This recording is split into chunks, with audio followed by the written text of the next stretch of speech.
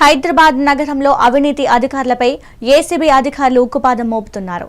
తాజాగా కాప్రా జీహెచ్ఎంసీ కార్యాలయంలో ఒక అధికారిని లంచం తీసుకుంటూ ఏసీబీ అధికారులకు రెడ్ హ్యాండెడ్ గా పట్టుబడ్డారు.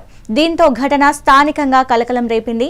కాప్రా సర్కిల్ పరిధిలో ఏఈఈగా పనిచేస్తున్న స్వరూప ఒక కాంట్రాక్టర్ పూర్తి చేసిన పనులకు కొలతలను బుక్ లో నమోదు చేయడానికి లంచం డిమాండ్ చేశారు.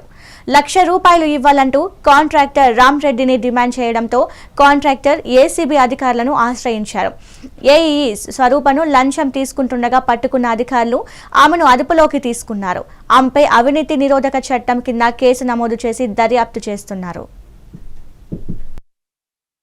50 లక్షల వర్క్ అది 20% లెస్ చేసిన డబ్బులు రాయలేదు. బిల్లు రాయమంటే సతాయించి 2 లక్షలు డిమాండ్ చేసింది.